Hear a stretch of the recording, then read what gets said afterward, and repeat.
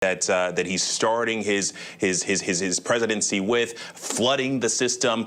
He's already got his picks in order. These confirmation hearings are well underway. It's clear that the marching orders have been given, and there's a realization, right, that there is a window of at least 2 years where they will have complete control of the executive and Congress. And so, you know, understanding that you probably have about a year of that, and then the second part of that, most of the House is running for re-election. Time is limited, and so he's really trying to make the most of this momentum.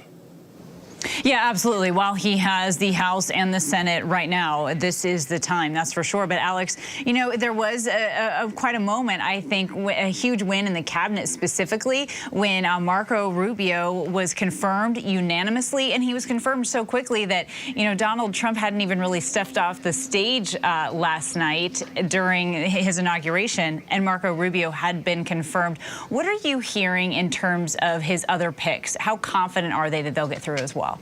Well, Kana, what's interesting is so we've been tracking the Marco Rubio nomination for over a month, and actually early December I got a chance to briefly speak with Rubio. Look, even back then, he was getting bipartisan support. He was taking these photo ops with Democratic leader Schumer. We had heard from Adam Schiff, who had voiced support. John Fetterman had said that he was looking forward to supporting Marco Rubio. And Rick Scott, his counterpart in Florida, had said that he was predicting that Rubio would be confirmed 99-0. And that's exactly what happened. Now, Rubio wasn't contentious at all. I think whenever you're looking at the nomination of Elise Stefanik in that process, which is happening later on this week for the Senate Foreign Relations Committee. Also, you've got Doug Collins, who's up for VA, Secretary of Veterans Affairs.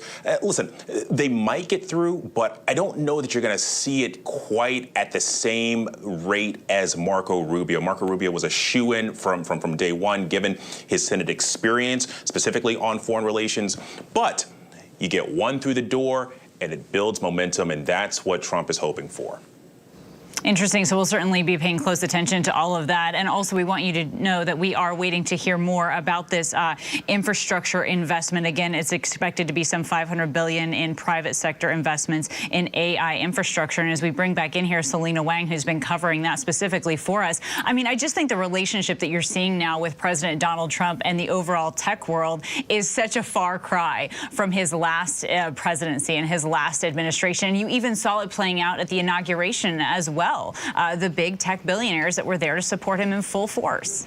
Yeah, Kana, I mean, it really is a stunning turnaround, because you remember during his first administration, many of those tech CEOs were highly critical of President Trump. And he, in fact, called some of those tech companies the enemy of the people. But this time around, you saw many of these big tech companies donate millions of dollars to his inaugural committee, and many of them got VIP seating at his inauguration. And we're talking about, Kana, not just some of the richest people in America, but the richest men in the world. The CEO of Tesla and X and SpaceX, Elon Musk, of course, as well as Meta's CEO. We're also talking about the CEO of Apple, OpenAI. I mean, these are some of the most powerful tech moguls in the world. Now, former President Biden, in his outgoing address, he had warned that America is becoming an oligarchy of tech billionaires who have dangerous levels of power and influence. So there is a big question about whether or not these tech billionaires, who are part of Donald Trump's inner circle of influence, whether or not they're going to be looking out for the needs of everyday Americans or for their own corporations.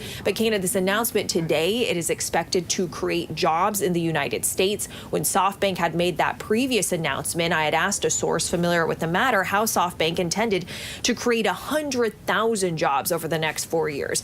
And they made the point that artificial intelligence requires a lot of infrastructure, these data centers, and that requires a lot of blue-collar manufacturing jobs. And certainly, Selena, again, I do think it's appropriate to bring up the dangerous levels of power and influence that was a wide concern here for some of these tech billionaires, but also as we move forward, how to manage and to use artificial intelligence to our advantage in this country. I also want to bring in our Democratic Congressman for Illinois, Brad Schneider. He's joining me now. And Congressman, thank you so much for being here with us. We know we're waiting to hear from the president. Of course, we're waiting to hear from the president. He's going to be speaking here momentarily, again, on this investment into AI infrastructure. And I guess I'd love to get your early thoughts on here. Again, we're expecting some $500 billion in private sector investments here. What do you think that this says about his administration, that this is one of the things he's doing on day one? Well, let's remember, on day one, what he did was pardon 1,500 criminals. But I think it's also important to recognize the United States has been a leader in technology for more than a century. We need to continue to lead, and we need to continue to make sure that the United States is out in front in the innovation, in the creation, and in the utilization of artificial intelligence. This is going to be the future. So, you know, I'll be critical of President Trump when he does things like pardoning 1,500 criminals, but I'll work with the administration when we see the opportunity to make investments in our nation's future and lift up all hardworking Americans. And making investments in the future, I do also want to ask you if you're talking about him pardoning the J6 folks. We also know that President Biden issued pardons or commutations for members of his own family, other government officials, and also a man convicted of killing FBI agents. What's your take on that? Well, I think I'll talk not specific to any one president, but all of our presidents. They have extraordinary power. One of those powers is the power to grant a pardon. A pardon should be done, I don't think, in a broad, sweeping way, but in a way that is deliberative and considers the individuals being pardoned and the justification of the situation that merits a pardon. And I think there's more than enough criticism to go around. But what President Trump did, and I think this will be what marks his administration as much as anything last night, releasing across the board 1,500 people. I was in the gallery on January 6th. I know the police officers. I walked by them. They protect me day in and day out, me and the 435 members of the House, the 100 in the Senate, as well as everybody who works here. And what they faced that day was violence. They were assaulted with sticks. They were assaulted with fire extinguishers. They were assaulted with barricades. And the people who assaulted those officers should be serving their full sentences, not pardon and pretending like it didn't happen. It did happen. We saw what happened, and it's an unfortunate circumstance. You said you would like to find some places where you feel like Democrats can work with the current administration and can work together in Congress as well. Is there any spots that you can isolate right now that you feel like you can work forward on? Oh, goodness, there's so many spots that we can be working on.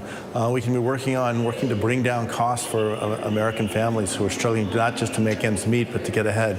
We can work on making all of our communities healthier and safer, dealing with things like health care to make it available to more people, but also working to support our first responders, our police, to making sure that our communities are safe and secure. We can work on immigration. There's a lot we agree on immigration, securing our borders, reforming our laws so they reflect the 21st century rather than looking back 50 years. These are the things we should be talking about in a bipartisan way rather than what the president said yesterday in his inauguration, which was so much more focused on himself and his aspirations to seek revenge. Rather than revenge, let's unite this country, let's lift this country and find ways to work together to tackle our challenges and give our children all the opportunities they deserve. In terms of children, I do want to ask you about the state of Illinois joining Washington, Arizona, and Oregon in filing lawsuits to stop President Trump's executive order that seeks to eliminate birthright citizenship. Do you support that lawsuit? I do. Look, from our founding, we have been a country of immigrants who came, the first explorers who pushed out to the West, the scientists and technologists who led the race to the moon in the 1960s in every development sense, including what we were talking about on AI. We need to welcome people to our shores who are going to lift up our nation, work to be a part of our communities, and people who come here, make their homes here, raise their families here, make our country stronger. And by granting citizenship to every child that is born here, we have had far more benefits over our history of our country than we can possibly imagine, and we're so much better for it. All right, Congressman Schneider, I always appreciate your time. I know it's quite busy there, so thank you for being here with us, and I hope that we can talk to you again soon as well, because we are waiting again to hear from the president about his $500 billion private infrastructure investment on AI. So, Congressman, thank you for being here with us. Thank you. Of course. So again, it's a busy day here in Washington, and we are still awaiting again to hear from the president on this investment into artificial intelligence, among many other things. And we'll bring that to you live as soon as it happens. You're watching ABC News Live. Stay with us.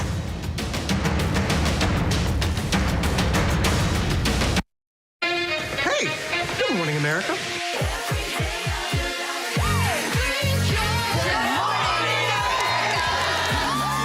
Good morning, America. Good morning, America. Good morning, America. Money. Are you ready? They are ready. Covering the biggest events in the country right now. There's a lot going on here.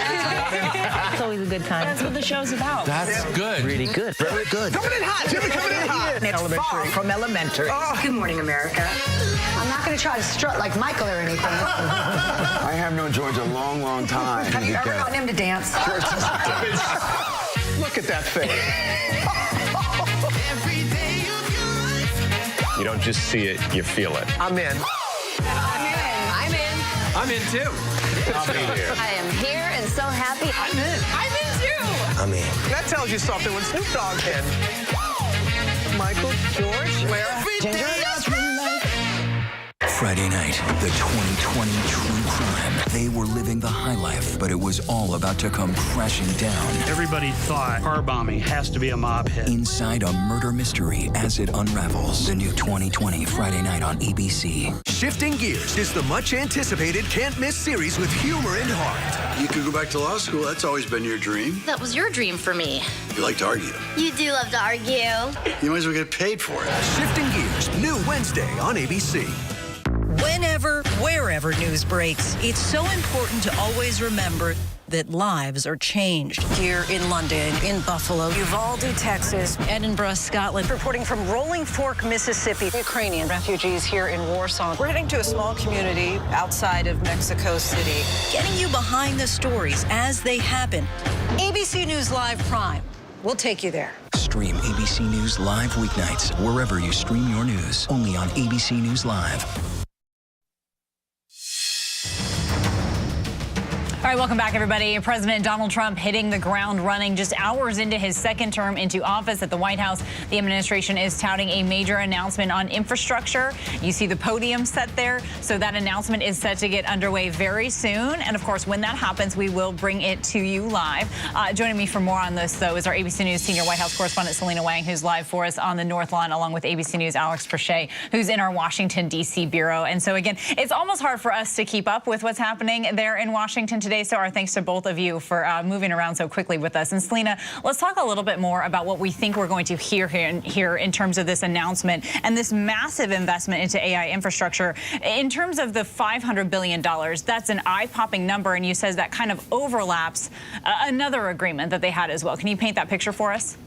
Yeah, Kana, so sources tell me this is an investment in the artificial intelligence industry, in infrastructure in specific, of up to $500 billion over the next 4 years. And that investment is going to be made through a joint venture that includes 3 companies, OpenAI, SoftBank, and Oracle. I'm told that they're going to start with an initial investment of $100 billion, but that could build up to $500 billion over these next few years. And the first project is a data center in Texas. And you mentioned this overlapping commitment. So this kind of project has been in the works for quite some time now. Several weeks ago in Mar-a-Lago, the CEO of SoftBank traveled there. SoftBank is a giant Japanese technology company, and he was with President Trump, President-elect Trump at the time. And SoftBank announced that they'd be investing $100 billion over the next several years while creating 100,000 jobs. Now, that is an eye-popping number, but a source explains that a lot of that investment is going to be focused on these very types of data centers that require a lot of jobs. And now the president is speaking. White House to hear from President Trump about this new venture. It's an honor to be here today. We have first full day as president. We're back. And we had a great first term, but we're going to have an even better second term. And I think we're going to do things that people would be shocked at. We're starting off with tremendous investment coming into our country at levels that nobody's really ever seen before. And they're very happy with the fact that I won the race and that they feel confident in their investments. And it's big money and high quality people.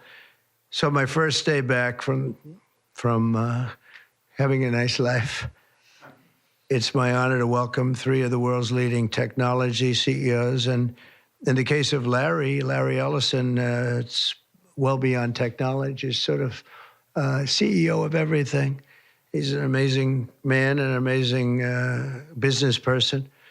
But to announce the largest AI infrastructure project by far in history, and it's all taking place right here in America.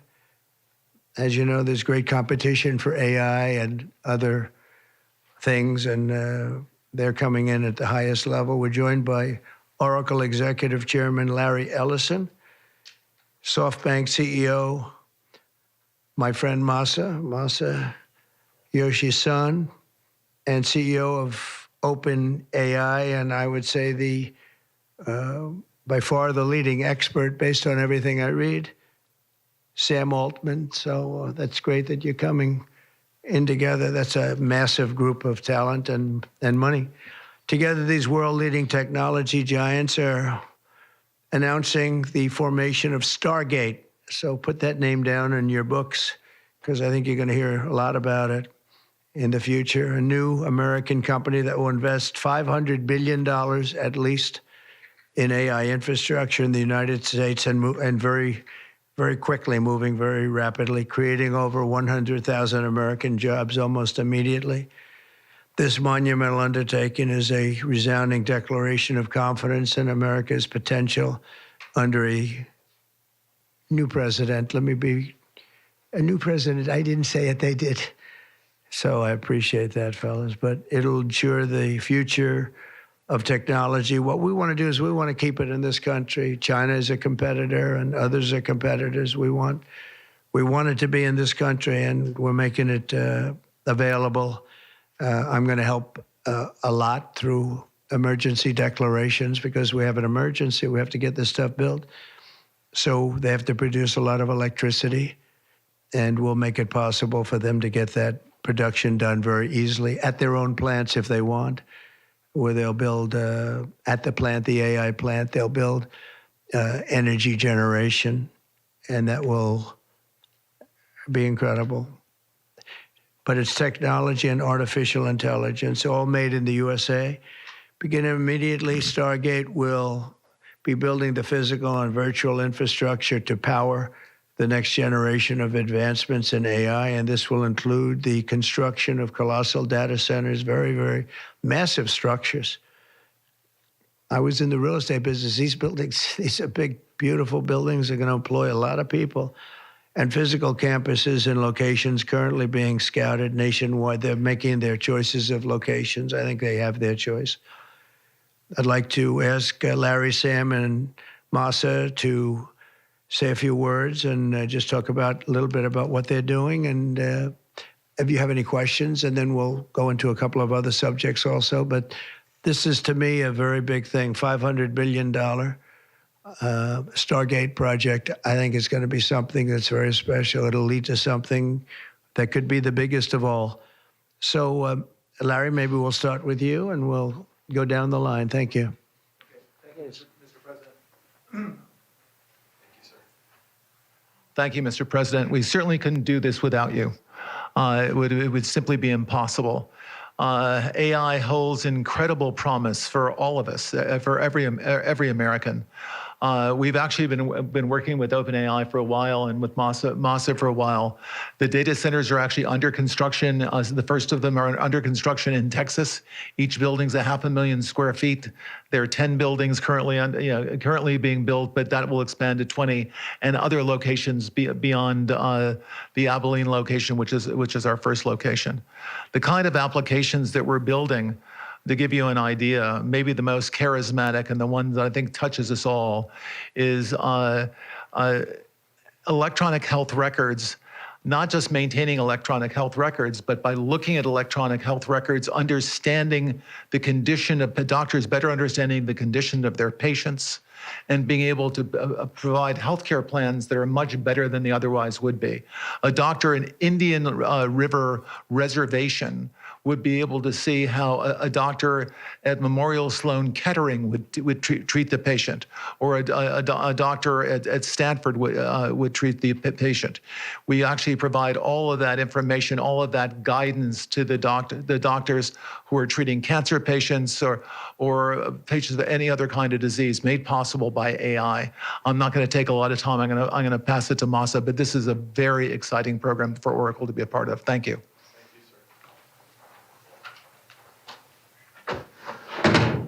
Thank you. That really helped. That's good. That's great. I feel tall now. Thank you. Well, Mr. President, last month I came to celebrate your winning and promised that we will invest $100 billion. And you told me, oh, Masa, go for 200. Yeah. Now I came back with 500. Because this is as you said yesterday, this is the beginning of golden age of America. This is one great example, I think, right? We wouldn't have decided to do this. I think so. This is the beginning of golden age. We wouldn't have decided unless you won. And yesterday we agreed, we signed to make this happen. It's great. Because of this day. Very nice. So we would make this happen. We would immediately start deploying $100 billion with a goal of making $500 billion within next 4 years, within your term, right? Because of your success. So we are very, very excited to do this.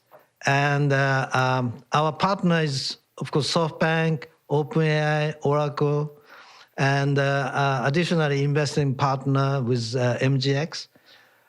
On top of that, we have the technology partner, NVIDIA, and of course, Microsoft has been very, very supportive to Sam and continue to support all our success. This is not just for business. As Larry said, this will help people's life.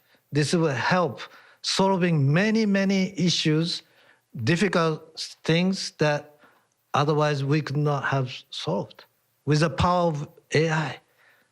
I think AGI is coming very, very soon. And then after that, that's not the goal. After that, artificial super intelligence will come to solve the issues that mankind would never, ever have thought that we could solve. Well, this is the beginning of our golden age. Thank you very much. Thank you very much. Fantastic. Sam. I don't have too much to add, but I did want to say I'm thrilled we get to do this in the United States of America. I think this will be the most important project of this era. And as Masa said, for AGI to get built here, to create hundreds of thousands of jobs, to create a new industry centered here, we wouldn't be able to do this without you, Mr. President. And I'm thrilled that we get to. I think it'll be an exciting project. I think we'll be able to do all of the wonderful things that these guys talked about. But the fact that we get to do this in the United States is, I think, wonderful. So thank you very much. Could you just say one word? I hear so many positive things about what it's going to do for medical research and for solving things, cancer and all the different problems. How will AI help us with the fight against the various problems, diseases, etc.?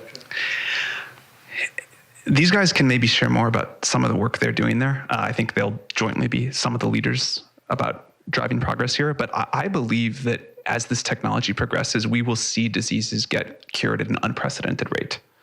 We will be amazed at how quickly we're curing this cancer and that one and heart disease, and what this will do for the ability to deliver very high quality healthcare, the costs, but really to cure the diseases at a rapid rate, I think will be among the most important things this technology does. Great. Very good. Thank you. Can I speak and answer that question, Mr. President? So we're currently working on. Should I step on this? Okay. All right. No. I'm not that tall. I'm not that tall. You look even better. Thank you, Mr. President.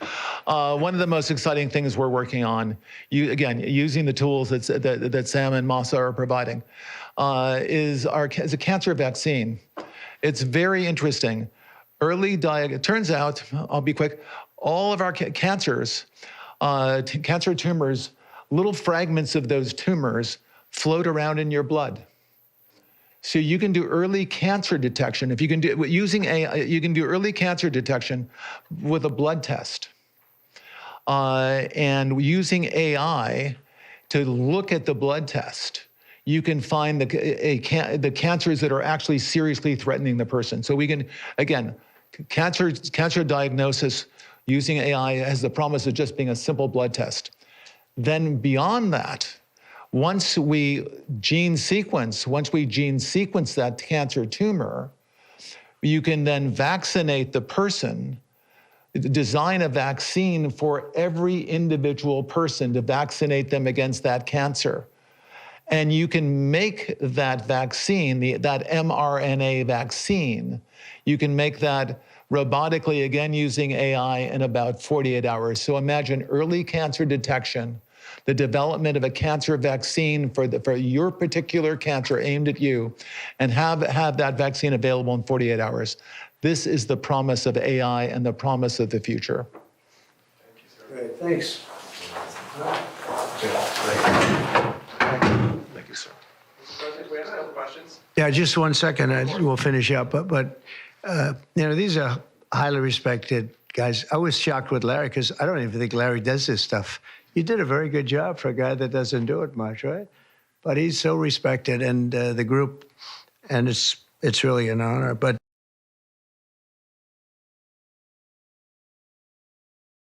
he doesn't do this stuff. He doesn't need it. He does, and you don't need it, do you? Huh? You don't need it. But I think it's an honor to the country. It's a great honor that this group, these are the top people, that they're going to do it, and they're going to do it here, and we're going to make it as easy as it can be.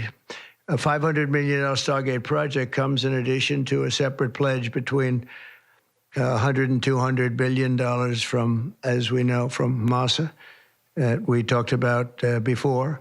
Also $20 billion from DMAC, which was great. And we have many others that are coming. Some I just announce it. It's easier, but with some, I know them, and they're so highly respected, I'd rather do it this way. Many would like to do it this way, but we're letting the world know what's happening. This is money that normally would have gone to China or other countries, but in particular China. In total, before the end of my first full business day in Washington in the White House, we've already secured nearly $3 trillion of new investments in the United States, and probably that's going to be 6 or 7 by the end of the week. Tremendous amounts of money are coming in for many things other than even AI. AI seems to be very hot. It seems to be the thing that a lot of smart people are looking at very strongly. And our country will be prospering like never before. I think that's true, and it's going to be the golden age of America. As I say, yesterday we had the most ambitious, action-oriented day of any administration in history. No, there's never been a first day like yesterday, as you know. I signed a sweeping slate of executive orders to stop the invasion of our borders. I launched a government-wide effort to defeat inflation and bring down the cost of daily life and bring down the cost of energy, magnificently bring it down. And when energy comes down, Larry, I'd say generally speaking, when energy comes down, everything else comes down. The prices of food and the prices of everything else come down. Energy is that's the big baby. And we declared a national energy emergency to drill, baby, drill, our term that we use. We're going to drill, baby, drill like never before. We ended destructive DEI mandates across the federal government and returned our country to a merit-based system and a common sense system. As you know, the Supreme Court gave us a decision on merit, where things in this country can be based on merit now instead of a lot of different rules, regulations, and things that really put our country at a big disadvantage. We permanently stopped government censorship and restored free speech. That was signed yesterday. We renamed the Gulf of Mexico the Gulf of America. Sounds so beautiful, the Gulf of America, and returned the name of a great president, William McKinley, to Mount McKinley. They took off the name.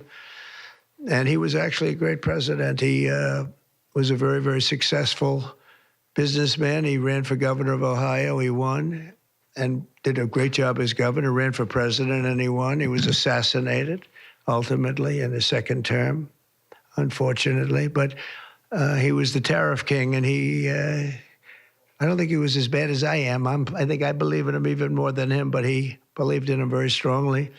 And he raised massive amounts of money. Our country was at its richest from 1870 to 1913. We had the most. That was when we were the richest, relatively speaking. We were the richest during that period of time.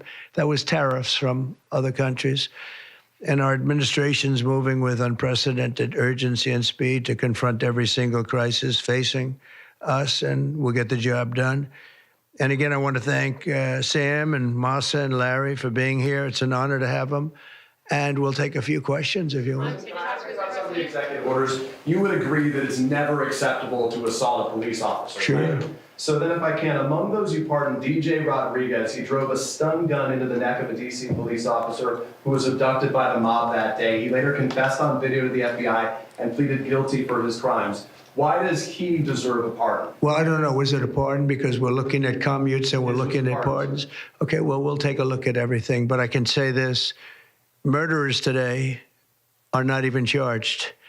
You have murderers that aren't charged all over. You take a look at what's gone on in Philadelphia. Take a look at what's gone on in L.A., where people murder people and they don't get charged. These people have already served years in prison. And they've served them viciously. It's a disgusting prison. It's been horrible. It's inhumane. It's been a terrible, terrible thing. I also say this. You go to Portland, where they wrapped police officers, shot police officers. Nothing happened to anybody. You go to Seattle, where they took over a big chunk of the city and people died. Portland, a lot of people died. Wait a minute. And you go also, take a look at Minneapolis, because I was there and I watched it. And if I didn't bring in the National Guard, that city wouldn't even exist today. People were killed and nobody went to jail. So these people have already served a long period of time. And I made a decision to give a pardon. Joe Biden gave a pardon yesterday to a lot of criminals. These are criminals that he gave a pardon to. And you should be asking that question. Why did he give a pardon to all of these people that committed crimes? Why did he give a pardon to the J6 Unselect Committee when they burned and destroyed all documents which showed that they did what was wrong, not me? Wait a minute. Why did they give a pardon to all of his relatives, his brother who made millions of dollars, to all these different people? He gave pardons. That's the question you should be answering. All right, go ahead. Yeah, please. If I can just Tell us a little bit about your Steve, can I just follow up on that really fast? No. I just want to ask Go you ahead. this. You said Tell us about your meeting with Speaker Johnson, Senator Thune. Did you reach any conclusion on this one big story? Pretty much. I think we have a good situation now. It's been in some ways made simpler by Los Angeles because they're going to need a lot of money. And generally speaking, I think you'll find that a lot of Democrats are going to be asking for help. So I think maybe that makes it more one-sided. I think we're going to do very well. Look, we're going to take care of Los Angeles. I'm going there. I'm going to North Carolina, which has been abandoned by the Democrats. And I'm going to North Carolina, very importantly, first. I'll be there on Friday. And then I'm going from there to Los Angeles. And then I'm going to Nevada. And I'm really going to Nevada to thank them for the vote, because we won Nevada overwhelmingly. And that's usually a Democrat vote, and I just want to go there to thank the people of Nevada for the big vote. So we'll be making that. Yeah, please. The leaders of the Proud Boys and the Oath Keepers were freed following their pardons yesterday. At the time, back in 2021, you urged them to stand back and stand by. Is there now a place for them in the political conversation? Well, we have to see. They've been given a pardon. I thought their sentences were ridiculous and excessive. One of the guys took down a flag that was an anti-American flag, and he was given years in jail. I don't know the exact number, but he was given many years in jail. I thought it was very excessive. And at least the cases that we looked at, these were people that actually love our country, so we thought a pardon would be appropriate, yeah. Mr. President, is it also true in your conversations with Republicans today that you asked them to consider recess appointments for cabinet officials? I think, yeah, if it's needed. I don't think it's going to be needed. Marco, as you know, got passed overwhelmingly with 99-0, which is pretty amazing. Marco's going to do a great job, Secretary of State, but he just got, I guess he was the first one and just got approved. That's some vote, 99-0, and the nothing was a vote that he would have gotten if we wanted to do it. But you know whose vote that was? Who's doing a great job right now as vice president. Did you also talk about some sort of a trade or a deal involving wildfire relief and extension for a debt? Well, what I really want to have done, I was talking about this with the guys back in the Oval Office. Los Angeles has massive amounts of water available to it. All they have to do is turn the valve, and that's the valve coming back from and down from the Pacific Northwest, where millions of gallons of water a week and a day, even in many cases, pours into California, goes all through California down to Los Angeles, and they turned it off. It's off now. The valve goes, it turns toward the Pacific Ocean, and all that water goes pouring into the Pacific Ocean. If they did what I told them to do, they wouldn't do it because politically they didn't think it was good. I think it's great politically. I think they're dead politically. What they've done, they've destroyed the city. What they've done to that city is unbelievable. The sprinklers, their sprinklers in there like these right here that you see, none of them had any water in them. They didn't have any water. The fire hydrants, 40% of them had no water.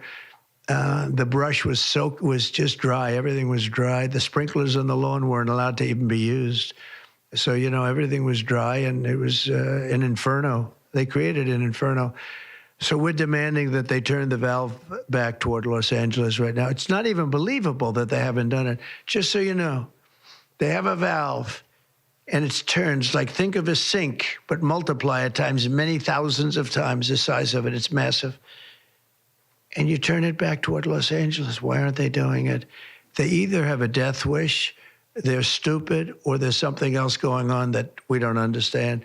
But we want the water that they're throwing away to be used for California. And that includes the farmers of California. You know, when you drive up north, you see all of the land. I couldn't believe it. I was with Devin Nunes when he was a congressman and some other congressmen from the area, and we're driving up and we're on the highway, and I keep looking at these farms, and the land is bone dry, and then you'd see an acre, about an acre or 2 acres, with the most beautiful green plants growing in it, the most beautiful you've ever. It's a rich stuff, and you look at the soil, and it's so rich. That soil is almost the equivalent to like Iowa soil. It's phenomenal, but it's got no water. But the reason it has no water, I said, do you have a drought? No. I said, what do you mean you don't have a drought? Look at the thing, it's dry as a bone. The reason you have like an acre is because they say you can farm 1 acre, but no more, because they didn't want to waste water. But they throw the water into the Pacific Ocean. These people are crazy.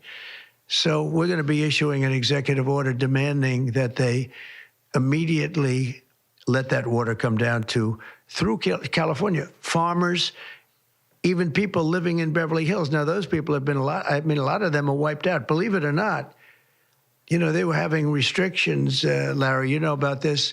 They wanted to restrict you to 38 gallons of water a day. That sounds like a lot, but it's not. When you're a rich person and you like to take a shower, 38 gallons doesn't last very long. And they have all this water, and it's really good water. Up high, Pacific Northwest, some comes in from Canada, a nice country, by the way, comes in from Canada, and it comes all the way through California, and they're restricting it. You even have the half pipes, you know, the half pipes, the cut pipes, big ones, bigger than this room, and they're going all the way down, and they're bone dry. and they could be loaded up with water. No, but isn't it incredible that they don't do it? And it's to protect the Delta smelt. It's a fish that's doing poorly anyway. But I said, how are you protecting the Delta smelt by not giving it water? It's a fish. It needs water. Nobody can answer that question. President Trump, TikTok, Mr. President. Well, let me do this first. Are you open to Elon buying TikTok?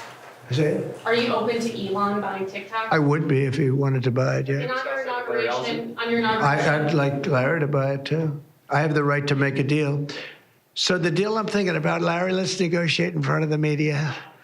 The deal, I think, is this, and I've met with owners of TikTok, the big owners. It's worthless if it doesn't get a permit. It's not like, oh, you can take the U.S. The whole thing is worthless. With a permit, it's worth like $1 trillion. So what I'm thinking about saying to somebody is buy it and give half to the United States of America, half, and we'll give you the permit. And they'll have a great partner, the United States. And they'll have something that's actually more valuable because they have the ultimate partner, and the United States will make it very worthwhile for them in terms of the permits and everything else. But so think of it, you have an asset that has no value or has $1 trillion value. It all depends on whether or not the United States gives the permit. So what I'm saying is let the United States give the permit, and the United States should get half. Sounds reasonable. What do you think? Sounds like a good deal to me, Mr. President. Yeah. He can afford it, too. Mr. President, you're a president who has long said that you back the blue, but aren't you sending the message that assaulting officers is okay with these pardons? No, the opposite. In fact, I'm going to be letting 2 officers from Washington Police, D.C. I believe they're from D.C., but I just approved it. They were arrested, put in jail for 5 years because they went after an illegal, and I guess something happened where something went wrong. And they arrested the 2 officers and put them in jail for going after a criminal, a rough criminal, by the way. And I'm actually releasing. No, I am the friend of police, more than any president that's ever been in this office. More than 400 of the people that you pardoned, though, assaulted officers. So I want to ask you about the Vice President, J.D. Vance. He said, this is a week ago, he said, if you committed violence on January 6th, obviously you should not be pardoned. Why is your Vice President wrong? Well, only for one reason. They've served years in jail. They should not have served, and they've served years in jail, and murderers don't even go to jail in this country. And we had 1,500. We have 16 under review. As you know, we commuted about 16 of them because it looks like they could have done things that were not acceptable for a full pardon. But these people have served years of jail, and their lives have been ruined. And in many cases, listen to me for a second. Stop interrupting. They've served years in jail, and if you look at the American public is tired of it. Take a look at the election. Just look at the numbers on the election. We won this election in a landslide because the American public is tired of people like you that are just one-sided, horrible people in terms of crime. You don't talk about all the people that have been killed and what happens to those murderers. Murderers get no time. You take a look at some of these DAs. They go after political opponents, but they don't go after people that shoot people in the street. They're caught. They know where they're living. They know everything. They don't even go up to pick them up anymore. They just let them live there. They know all about it. They have their pictures. They have the tape of the shooting, and they don't even go up and you're talking about this. No, we pardoned people that were treated unbelievably poorly. In the history of our country, there's never been anything take place like this.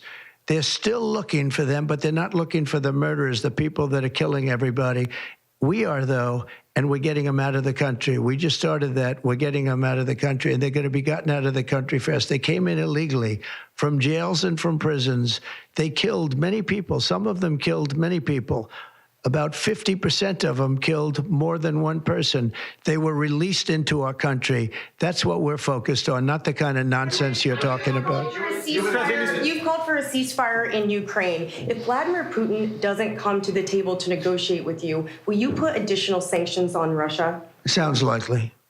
And do you think that the war should be frozen currently along The with war should have never lines? started. If you had a competent president, which you didn't, the war wouldn't have happened. The war in Ukraine would have never happened if I were president. But that couldn't happen because the election was rigged. Yeah, go ahead. Mr. President, there's been some debate within your orbit over whether or not to keep or eliminate H-1B visas. What's your position on that? Do you want to keep H-1Bs or do you want to get rid of them? I like both sides of the argument, but I also like very competent people coming into our country, even if that involves them training and helping other people that may not have the qualifications they do. But I don't want to stop B1. I know the program very well. I use the program. Maitre d's, wine, experts, even waiters, high quality waiters. You got to get the best people. Now, then you go into people like Larry, and he needs engineers, and Massa needs, and this gentleman needs engineers like nobody's ever needed engineers, right? So we have to have the quality people coming in. Now, by doing that, we're expanding businesses, and that takes care of everybody. So I'm sort of on both sides of the argument, but what I really do feel is that we have to let really competent people, great people come into our country, and we do that through the H-1 program.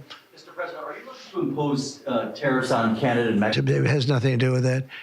They've allowed, both of them, in Canada very much so, they've allowed millions and millions of people to come into our country that shouldn't be here. They could have stopped them, and they didn't. And they've killed 300,000 people last year, my opinion, have been destroyed by drugs, by fentanyl. The fentanyl coming through Canada is massive. The fentanyl coming through Mexico is massive. And people are getting killed, and families are being destroyed. I mean, the son gets killed, and the family is a basket case for the rest of their lives. I mean, I've seen mothers that thought they'd heal. They never heal. They say it gets worse with time. It gets worse with time. They lose their boy. They lose their baby. They lose their young daughter to fentanyl poisoning. And I had that talk with President Xi the other day, too, of China. I said, we don't want that crap in our country. We got to stop it. I would have stopped it. I had a deal with him where he was going to give the maximum penalty, which in China is the death penalty for drug dealing. And, of course, Biden didn't pick that up. I had that deal all done. It was all wrapped up. We were going to have it done. And then the election went, let's put it nicely, didn't go the proper way. I'm trying to be nice about it. It was rigged. And we had an incompetent president elected, and he never followed up on that deal. But he should have followed up, because if they got the death penalty, they wouldn't be sending fentanyl to Mexico, Canada, and other places. How much will the tariffs on China be, Mr. President? How much will the We're thinking about that, too. We're talking about a tariff of 10% on China based on the fact that they're sending fentanyl to Mexico and Canada. How soon on those tariffs? Probably February 1st is the date we're looking at. For Mexico and China, we're talking about approximately 25%. Update on the Gaza ceasefire, and are you planning to travel to the Middle East soon? We're thinking about going to the Middle East, not yet. We have a thing called the hostages are coming back going on right now, and they are coming back. Some of them have been very damaged. You look at the young lady with her hand practically blown off. You know how that happened, right? Did you know how that happened? When you find out, you're not going to be too happy because it was terrible. But the hostages are starting to come back. If I weren't here, they wouldn't be back ever. They would have never come back. They would have all died. If this were done a year earlier, if Biden would have done this deal a year and a half, 2 years ago, or frankly, it should have never happened. October 7th should have never happened. Nobody should be dead. But through weakness, they allowed it to happen, and then it was a disaster from them. But you go back just 6 months ago, many of these young people were living. Young people don't die like that. They're just dying. And young people aren't dying at 22 and 23 years old. They don't die. But now they're dying, and you wonder why they're dying. They're being killed, and they have been killed. But they say 6 months ago, you would have had 11 more living hostages. Think of that. 6 months ago. But Biden couldn't get it done, and it was only the imposition that I put on as a deadline that got it done. But It's a very sad situation. It should have never happened. I'll tell you, 2 things should have never happened. 3 things. Inflation should have never happened. It would have never happened, except for what they did to energy and their crazy spending. And Ukraine would have never happened. Never. By the way, Russia never would have gone into Ukraine. I had a very strong understanding with Putin that it would have never, ever happened. He disrespected Biden. Very simple. He disrespects people. He's smart. He understands. He disrespected Biden. And also, the Middle East would have never happened because Iran was broke. They had no money. They had no money for Hamas. They had no money for Hezbollah. It would have never happened. October 7th would have never happened. But it did happen. So this is the cards I've been given. And we're getting the hostages back. That would have never happened under Biden. They would have never come back. They were just dying not that slowly. They were dying or being killed. But that was what was happening. Are you going to keep sending weapons to Ukraine, or are you going to turn off the tap soon?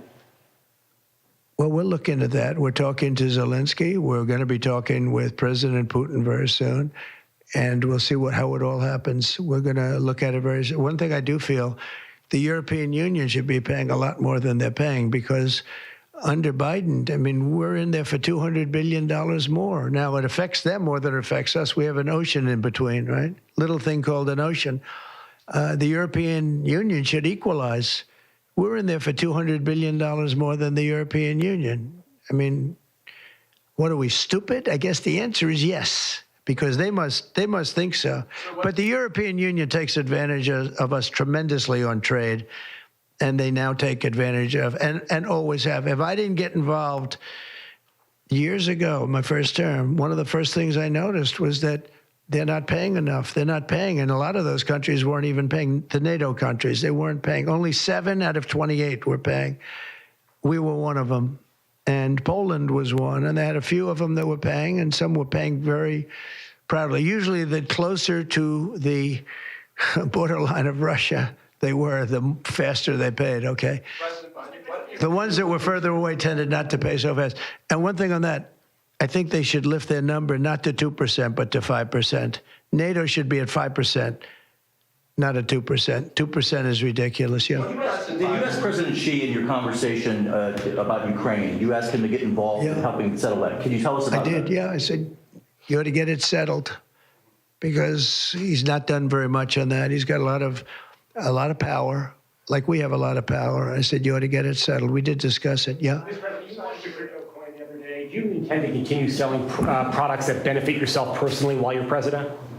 Well, I don't know if it benefited. I don't know where it is. I don't know much about it other than I launched it. I heard it was very successful. I haven't checked it. Where is it today? You made a lot of money, sir. How much?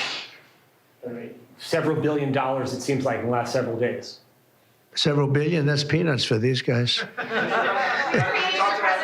talked about the letter from President Biden. Can you give us some sense, broadly speaking? Yeah, he wrote me the letter. It's sort of a tradition. You put it in the drawer, especially of the beautiful Resolute desk, right? And I opened it, and there it was. It said to number 47. And it was a very nice letter. I mean, I could show it because I think it was a nice letter. Maybe I will. I think What do you say in terms of just basically, it was a little bit of an inspirational type letter, you know. Enjoy it, do a good job. Important, very important, how important the job is. But I think it was a nice letter. I think I should let people see it because it was a positive for him in writing it. I appreciated the letter. Mr. President, were security concerns at all a factor when deciding to move your inauguration indoors? No, not at all. No, not at all. It was just cold. Look, if we would have, you know, I just went out to the helicopter, right, we said goodbye. That's a tradition. As long as before it used to be a stagecoach, and then helicopters came along to get through that day. That was cold. It was sort of interesting. Don't let the sun fool you. Tell me something. Sunny days can get very cold, can't they? Because that was so freezing yesterday. You couldn't have gotten through it. It would have been. And the answer is no, it wasn't security. With that being said, I thought the Capitol, the Rotunda, was beautiful. 72 degrees, unbelievable sound. You know, it's like being in an opera house. I could see people wanting to do it there rather than outside. Why did you remove John Bolton's security clearance, sir? Because I think there was enough time. It's we take a job. You take a job. You want to do a job. We're not going to have security on people for the rest of their lives. Why should we? I thought he was a very dumb person, but I used him well because every time people saw me come into a meeting with John Bolton standing behind me, they thought that he'd attack them because he was a warmonger. He's the one that got us involved, along with Cheney and a couple of others, convinced Bush, which was a terrible decision, to blow up the Middle East. You know, we blew up the Middle East and we left. Then we got nothing out of it except a lot of death. We killed a lot of people. And John Bolton was, one of those guys, a stupid guy. But no, you can't have that for life. You shouldn't expect it for life. That meeting you mentioned with President Zelensky, will that take place here? And when and where will you meet with him? I don't know. I mean, look, President Zelensky would like to have peace. He's told me that very strongly. He'd like to have peace, but it takes two to tango. We'll see what happens. When will you meet with President Putin? Anytime they want, I'll meet. I'd like to see that end. Millions of people are being killed, and they're being killed. It's a vicious situation, and they're now largely soldiers. A lot of people have been killed in the cities. They look like demolition sites. Buildings, massive buildings bombed and coming down. The thing with Ukraine is that many more people died than you're reporting. You're not reporting the real numbers, and I'm not blaming you for that. I'm blaming maybe our government for not wanting to release those numbers. Many more people died than what you know about. When those big buildings come down and they say 2 people were injured, no. Many people, thousands of people are being killed. But the real killing now is on the war front. It's a very flat land. And the only thing that stops a bullet is somebody's body. And you have young soldiers that they're giving out. But they've lost massive numbers of young soldiers. And that war should stop. It's very flat. It's beautiful farmland, and it's flat and really beautiful in a different kind of a way, but they don't have any protection. The only thing that stops a bullet is a body. And those bodies are stopping a lot of bullets, and they're being decimated, both sides.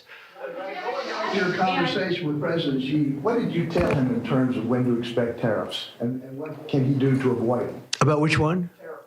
About tariffs? We didn't talk too much about tariffs, other than he knows where I stand. Look, I put large tariffs on China. I've taken in hundreds of billions of dollars. Until I was president, China never paid not 10 cents to the United States. With me, they paid hundreds of $600 billion or so, or more than that even, of tariffs. And if I didn't do that, you wouldn't have a steel mill open in the United States right now. You wouldn't have one steel mill open in the United States. So what I did is I saved the steel industry. I saved other industries, too, with other tariffs. Other countries are big abusers also. It's not just China. China's an abuser, but the European Union is very, very bad to us. They treat us very, very badly. They don't take our cars. They don't take our cars at all. They don't take our farm products, essentially. They don't take very much. We have a $350 billion deficit with the European Union. They treat us very, very badly. So they're going to be in for tariffs. It's the only way you're going to get back. It's the only way you're going to get fairness. You can't get fairness unless you do that. But the European Union's treated us very badly. But essentially, everybody treats us badly. Everybody treats us badly. Yes, go ahead. Because we allow them to. Because we've had stupid people be rich. Mr. President, on AI data centers, will you rescind President Biden's executive order that opens up federal lands? On which centers? On data centers. Will you rescind President Biden's executive order that opens up federal lands for data centers and energy production? No, I wouldn't do that. That sounds to me like it's something that I would like. I'd like to see federal lands opened up for data centers. I think they're going to be very important. Again, we have a lot of competition for that. So it's an honor to have these 3 great people, great CEOs and great geniuses, all 3. It's an honor that they want to come to our country, but we're going to make it as easy as we can for them because other countries want them to. I'm going to have to go now. Thank you all very much. Thank you. Question, do you have TikTok on your phone? No, but I think I might put it there. I think I'll get it right now. By the way, again, we won the young vote. I think I won it through TikTok. So I have a warm spot in my heart for TikTok. Okay? Thank you. Thank you. Thank you, Mr. President. I have a warm spot in my heart for TikTok. Again, this was the big announcement here of his administration's major investment into artificial intelligence. And that's how that started. And then we saw something, frankly, we haven't seen in quite some time, where he just was peppered with questions from reporters. And he took a very long time to answer each and every one of them on a variety of topics. I do, though, want to start here with the investment here into artificial intelligence. And I want to talk about this with ABC News' Alex Perche, who is in our Washington, D.C. bureau for us. So, Alex, some of this, right, we anticipated. We knew that he would be joined by the CEOs of SoftBank, OpenAI, and Oracle, and they all were there. And they talked about what will eventually be, within 4 years, a $500 billion investment into artificial intelligence infrastructure. And I think there were a lot of questions about what that might actually look like and how this might actually help this country, which I do want to say was highlighted in this press conference multiple times. The fact that this investment is being made in the United States of America, something that was really important to Sam Altman speaking, especially in terms of healthcare. And they talked about actually the ability to cure diseases, early cancer detection, and curing things like heart disease as well. I found that quite striking.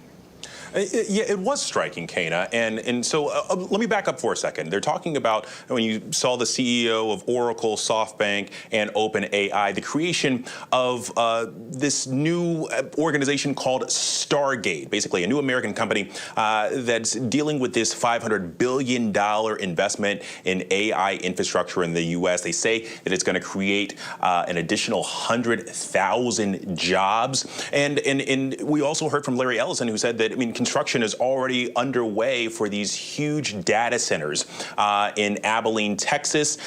10 already under construction. He said that's going to grow to 20. You heard President Trump say that they look like skyscrapers, these massive, massive undertakings. But to get to your point earlier, where they were talking about some of the applications in America, they talked specifically about its use in healthcare, saying that doctors in remote areas would be able to use research from hospitals that are well-staffed research facilities to deliver the same amount of treatment in some of these rural communities, and that you'll see the eradication of a number of diseases. We heard them specifically reference cancer, talking about, and I don't have an MD here, but I will try to kind of paraphrase how it was explained. How you could potentially look at basically tumor fragments in the blood, and Larry Ellison explaining that once that's diagnosed, that this advanced level of AI would then be able to create an mRNA vaccine within 48 hours, and you could potentially treat someone who could be susceptible for cancer in the future based off of this artificial intelligence, and so something like that is clearly very remarkable. Absolutely, it certainly is. And on top of that, he thinks it will create some 100,000 jobs, he said, immediately. And the president added he's created an emergency declaration here to build the energy generators that they'll need, as well as the overall facilities, as what you mentioned. They're the first one happening there in Texas. So a tremendous investment. He said it's the largest AI infrastructure project in history. And again, it's taking place in the United States of America. But again, Alex, as we mentioned here, he took questions on a variety of topics here, and he was asked about these sweeping pardons for these J6 defendants. And it was an interesting moment, because we had heard not only from him, but from other top Republicans as well going into this, that they thought he would approach that in a case-by-case basis, and that maybe it wouldn't be this sweeping pardon that we saw. And he was asked about a very specific case here, and he wasn't really exactly aware of that case. And he kind of pushed back and again defended his decision. Yeah, that's right. You're talking about Peter Alexander from one of our competitors brought up the case of Daniel Rodriguez. Daniel Rodriguez admitted that he drove a stun gun into the base of former MPD officer Michael Fanone. We've seen Fanone. He's been present in all of those J6 committee hearings. He's been very outspoken about his treatment that day. Fanone was trying to fight fight off rioters who had pulled him down the steps of the Capitol's West Side. Rodriguez admitted to the FBI his involvement. He was basically charged with assaulting a law enforcement officer with a deadly weapon. He also was charged with obstructing and tampering with evidence. And so, the president was questioned.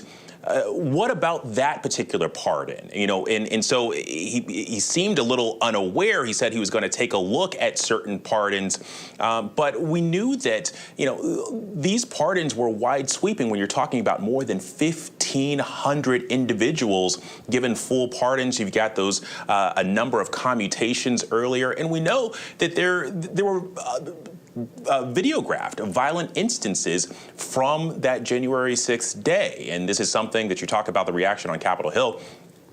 We've seen already from Senator Susan Collins of Maine, who said that she completely disagreed with it. We've seen other Republican senators who have said that, or who have distanced themselves from these pardons. But there are others, like Senator Tommy Tuberville, who says that he does agree with a pardon. But clearly, this seemed like a little bit of the president may have been caught a little off guard with that particular question. I don't know what taking a look at certain pardons looks like after he's already granted them. I think it opens up a number of legal questions, but he did say that he would take a look at them. And then he, of course, reiterated what many would consider the questionable pardons done yesterday as well by former President Joe Biden. And at that inflection point that we were just showing there with the insurrection, President Trump again referred to that past election as rigged. And before we go here, I just want to share with our viewers, he also did talk about a letter that was left for him in the Resolute desk to number 47. He called the letter inspirational, and he said that he was told to enjoy it and do a good job, and that he appreciated that letter. Look, there's a lot more to talk about here. Alex Perchet, it's always a pleasure to be on with you there in Washington, D.C. Thank you so much. All right. Coming up next here on ABC News Live, we have a lot more ahead on Trump's second day in office, his actions so far, as well as the additional executive orders that he plans to sign later today. Stay with us.